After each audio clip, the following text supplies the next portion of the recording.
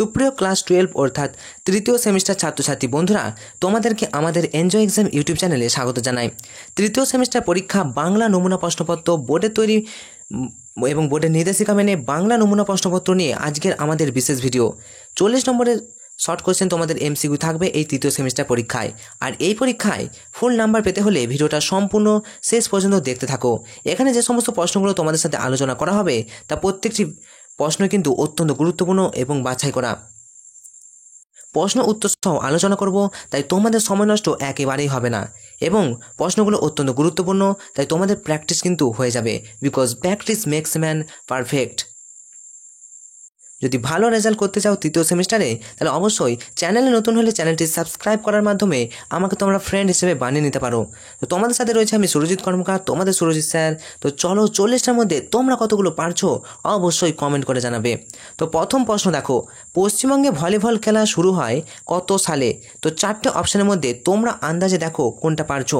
পশ্চিমবঙ্গে ভলিবল খেলা শুরু হয়, আমি তোমাদের উত্তর বলে দেবো, পারলে তোমরা নোটস করে নিতে পারো অথবা খাতায় লিখে নিতে পারো। চলো, পশ্চিমবঙ্গে ভলিবল খেলা শুরু হয় কত সালে? দেখো উত্তর হয়ে যাবে পশ্চিমবঙ্গে ভলিবল খেলা শুরু হয় 1927 সালে, অর্থাৎ অপশন নাম্বার গ ইজ দ্য কারেক্ট অ্যান্সার। ওকে, পশ্চিমবঙ্গে ভলিবল খেলা শুরু হয় 1927 সালে। নেক্সট কোয়েশ্চেন, করবী ফুলের বিষক্রিয়া বিষয়ক গবেষক কে? করবী ফুলের বিষক্রিয়া বিষয়ক গবেষক কে? উত্তর হবে চুনিলাল বসু, অর্থাৎ option C is the correct answer. মনে রাখবে, করবী ফুলের বিষক্রিয়া বিষয়ক গবেষক ছিলেন চুনিলাল বসু। পরে কোশ্চেন, চারণ কবি নামে খ্যাত গায়ক কে? খুবই ইম্পর্টেন্ট কোশ্চেন। চারণ কবি নামে খ্যাত গায়ক কে? উত্তর হয়ে যাবে চারণ কবি নামে খ্যাত ইনি হচ্ছেন মুকুন্দ দাস। তো এই মুকুন্দ দাস চারণ কবি নামে খ্যাত। মোস্ট ইম্পর্টেন্ট কোশ্চেন, সাহিত্যের ইতিহাস থেকে তুলে ধরা হয়েছে কোশ্চেন, তো ভালো করে মনে রাখো। পরে কোশ্চেন দেখো, কলম শব্দের অর্থ বিভাব কোন ধারা? কলম শব্দের অর্থ বিভাব এটা কোন ধারা? উত্তর হবে কলম, এটা হবে রূপান্তর, অর্থাৎ শব্দের রূপান্তর। অর্থের সংকোচ, অর্থের প্রসার এবং রূপান্তর এই চ্যাপ্টার থেকে, এই যে তোমাদের একটা আছে, তো এখান থেকে কিন্তু নেওয়া হয়েছে সাহিত্যের ইতিহাস বইতে। ওকে, কলম শব্দের অর্থ বিভাগ এটা হচ্ছে শব্দের রূপান্তর, মনে রাখবে। নেক্সট, থিসরাস কোন ভাষার শব্দ? অত্যন্ত গুরুত্বপূর্ণ একটি প্রশ্ন, তাই ভালো করে প্র্যাকটিস করো। দেখো থিসরাস এটা মনে রাখবে একটা গ্রিক শব্দ। ওকে, থিসরাস হচ্ছে গ্রিক শব্দ। চলো নেক্সট কোয়েশ্চেন, 6 নম্বর প্রশ্ন, বাগধ্বনির উচ্চারণগত বিশ্লেষণ করে কে? বাগধ্বনির উচ্চারণগত বিশ্লেষণ করে, উত্তর হবে ধ্বনি বিজ্ঞান, অর্থাৎ option number B is the correct answer. বাগধ্বনির উচ্চারণগত বিশ্লেষণ করে ধ্বনি বিজ্ঞান। চলো নেক্সট কোয়েশ্চেন, ল ধ্বনিটি হলো একটি ড্যাশ ধ্বনি। মনে রাখবে, ল হচ্ছে পার্শ্বিক ধ্বনি, ল ধ্বনি হচ্ছে পার্শ্বিক ধ্বনি, র ধ্বনি হচ্ছে কম্পিত ধ্বনি। তো এখানে আমরা কিন্তু ল ধ্বনিটি স্পার্শিক ধ্বনি নামে জানবো, মনে রাখবে। আচ্ছা চলো নেক্সট কোয়েশ্চেন, বহুস্বরিতা তত্ত্বটি প্রয়োগ করেন কে? 4টে অপশন আছে, দেখো 4টে অপশনের মধ্যে কোনটা হবে? বহুস্বরিতা তত্ত্বটি প্রয়োগ করেন, উত্তর হবে মিখাইল বাখতিন, অর্থাৎ option number C is the correct answer. Next question, শৈলী শব্দের অর্থ কি? দেখো শৈলী শব্দের অর্থ হচ্ছে রীতি, মনে রাখবে, শৈলী বা স্টাইল শব্দের অর্থ হলো রীতি। 10 নম্বর প্রশ্নে চলে আসবো। দেখো, এক বা একাধিক ভাষার ধারাবাহিক পরিবর্তন নিয়ে আলোচনা করে কোন ভাষা বিজ্ঞান? খুব ইম্পর্টেন্ট কোয়েশ্চেন। তো এক বা একাধিক ভাষার ধারাবাহিকভাবে, অর্থাৎ একটা ভাষার পর একটা ভাষা কিভাবে এলো বা ইতিহাস নিয়ে আলোচনা করে যে ভাষা, সেটা হচ্ছে ঐতিহাসিক ভাষা বিজ্ঞান, মনে রাখবে। তাই এক বা একাধিক ভাষার ধারাবাহিক পরিবর্তন নিয়ে আলোচনা করে ঐতিহাসিক ভাষা বিজ্ঞান।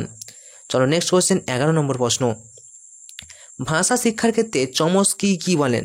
নোয়াম চমস্কি, খুব ইম্পর্টেন্ট কিন্তু। তো ভাষা শিক্ষার ক্ষেত্রে, তো এই প্রশ্নটা আমি তোমাদেরকে কারেক্ট করে দিচ্ছি, প্রশ্নটা একটু ভুল আছে, প্রশ্নটা শুনে নাও। মানুষের মধ্যেই থাকে ভাষা শিক্ষার সামর্থ্য, এটা কে বলেছিলেন? তো উত্তর হবে নোয়াম চমস্কি। ওকে, ভাষা শিক্ষার ক্ষেত্রে নোয়াম চমস্কি বলেছিলেন যে মানুষের মধ্যেই থাকে ভাষা শেখার সামর্থ্য, এটা নোয়াম চমস্কি। ওকে, চলো পরের নম্বর 12 নম্বর প্রশ্ন দেখো, তার সঙ্গে কবিতাটি অনুবাদ করেন কে? দেখো তার সঙ্গে কবিতাটি অনুবাদ করেন, 4টে অপশনের মধ্যে কোনটা হবে? অবশ্যই কারেক্ট অ্যান্সার হবে শক্তি চট্টোপাধ্যায়, অর্থাৎ option number B is the correct answer. Next question, সময় সুবিধে না হলে কি করতে হবে? দেখো সময় সুবিধে না হলে কি করতে হবে, খুব ইম্পর্টেন্ট কোয়েশ্চেন।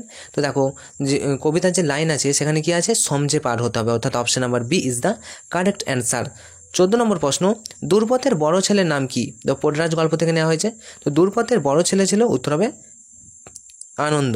ওকে, তো এটা তোমরা দেখবে আনন্দ গোবিন্দ নাকি আনন্দ, আনন্দ হবে। দুর্বাদের বড় ছেলের নাম হচ্ছে আনন্দ।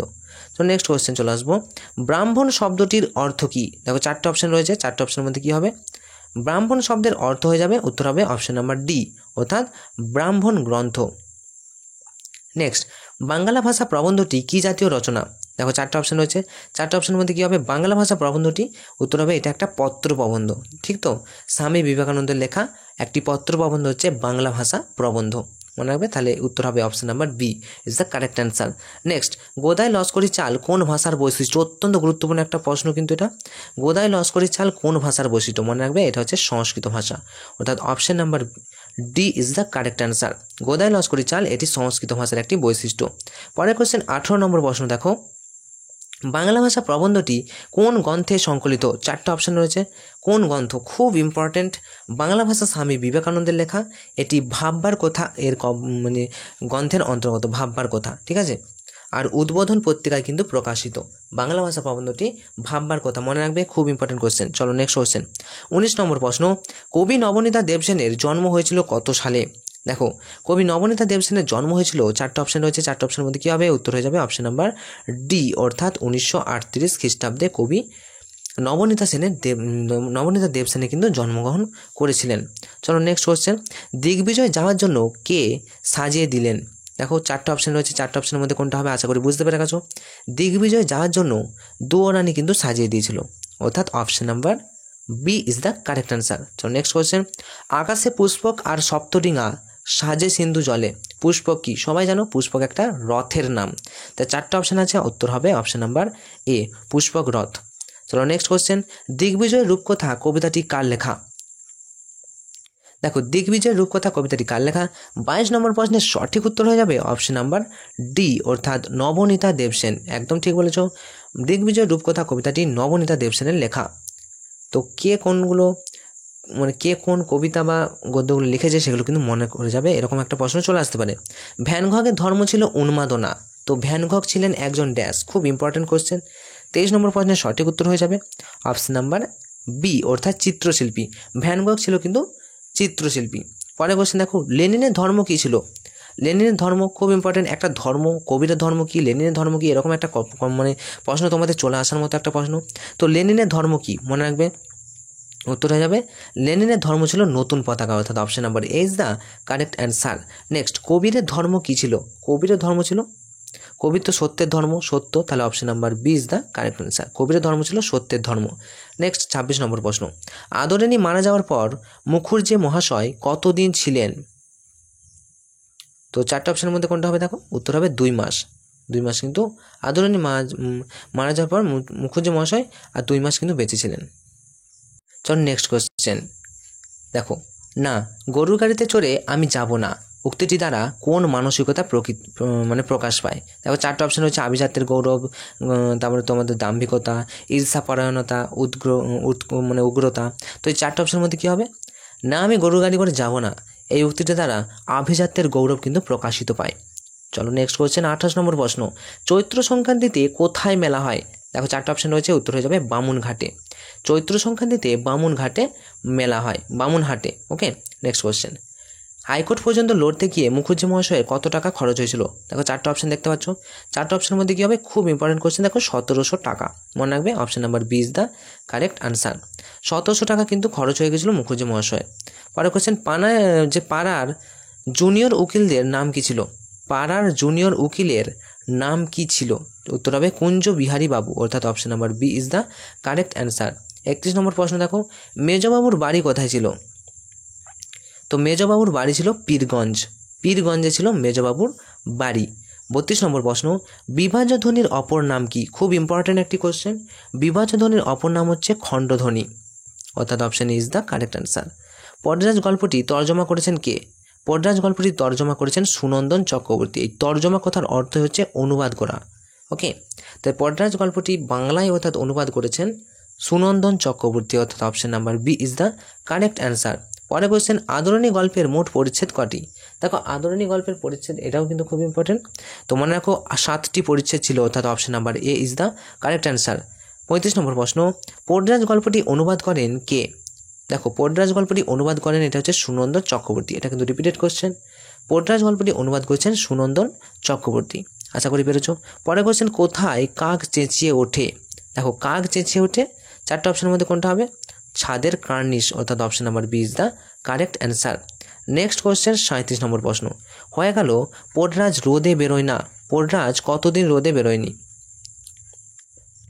তো উত্তর হয়ে যাবে কি পোডরাজ কিন্তু 5 দিন রোদে বেরোয়নি, অর্থাৎ option number C is the correct answer. Next, style is the man himself উক্তিটি করেছেন কে? Style is the man himself উক্তিটি করেছেন বুফো, অর্থাৎ option number B is the correct answer. Buffon হচ্ছে style is the man himself এর উক্তিটি করেছেন। পরে কোশ্চেন, দুটি শব্দের মধ্যে যদি একটি মাত্র ধ্বনির ন্যূনতম উচ্চারণ পার্থক্য থাকে তখন তাকে কি বলে? 39 নম্বর প্রশ্নের সঠিক উত্তর দেখে নাও। দুটি শব্দের মধ্যে যদি একটি মাত্র ধ্বনির ন্যূনতম উচ্চারণে পার্থক্য থাকে তখন তাকে বলে ন্যূনতম শব্দজোড়, অর্থাৎ option number B is the correct answer. 40 নম্বর প্রশ্ন, যখন বাক্যের মধ্যে সুরের হ্রাস বৃদ্ধি হয় তখন সুরের সেই উঠানামাকে কি বলে? যখন বাক্যের মধ্যে সুরের হ্রাস বৃদ্ধি হয় তখন সুরের সেই ওঠানামাকে বলে সুর তরঙ্গ, অর্থাৎ অপশন নাম্বার ঘ ইজ দ্য কারেক্ট অ্যান্সার। তো এই ছিল তোমাদের 40টা প্রশ্ন। এছাড়াও দেখো তোমাদেরকে জানিয়ে রাখি এই 40টার মধ্যে কতগুলো তোমরা পারছো অবশ্যই কমেন্ট করে জানাবে। দেখো তোমরা যে চ্যানেলে ভিডিওটা দেখছো এই চ্যানেলে চলে আসবে, এই চ্যানেলে দেখো অপশান রয়েছে প্লেলিস্ট বলে একটা অপশান কিন্তু দেখতে পাচ্ছ তোমরা, এই প্লেলিস্ট অপশানে ক্লিক করবে। প্লেলিস্ট অপশানে ক্লিক করার পর তোমাদের সামনে কিন্তু এরকম একটা ইন্টারফেস আসবে। দেখো ক্লাস 12 সেমিস্টার 3 এডুকেশন, তো এছাড়াও দেখো ক্লাস 12 সেমিস্টার 3 বাংলা, এই যে বাংলা তোমাদের জন্য একটা আলাদা করে বাংলার জন্য প্লেলিস্ট কিন্তু আমরা বানিয়ে দিয়েছি। এখানে দেখো প্রত্যেকটি চ্যাপ্টার ওয়াইজ কিন্তু দেওয়া আছে, মডেল ওয়াইজ, তো তোমরা প্রত্যেকটি সেট দেখতে পারবে। আরও 3টি কিন্তু ভিডিও রয়েছে, এই সেটগুলো তোমরা দেখে নেবে। প্রত্যেকটি সেট তোমরা দেখতে থাকো, এই রকমভাবেই তোমাদের প্রশ্ন আসবে আর এখান থেকে তোমরা কিন্তু 100% কমন পেয়ে যাবে। তাই তোমরা যারা ভালো রেজাল্ট করতে চাইছো, আমরা পরবর্তীতে আরও কয়েকটা সেট নিয়ে আলোচনা করতে চলেছি, শুধুমাত্র বাংলা নয়, আর কোন কোন বিষয় করালে তোমাদের সুবিধা হয় অবশ্যই কিন্তু তোমরা কমেন্ট করে জানিও। তোমাদের এই ভিডিওটা তোমাদের বন্ধুদেরকে শেয়ার করে দাও যারা উচ্চ মাধ্যমিক সেমিস্টার 3তে পড়াশোনা করছে, তাদের অনেকটা হেল্পফুল হবে। আর তোমাদের সবার পরীক্ষা ভালো হোক এই শুভকামনা জানিয়ে আজকের মতো ভিডিওটা এখানেই শেষ করছি। Enjoy exam, all the best.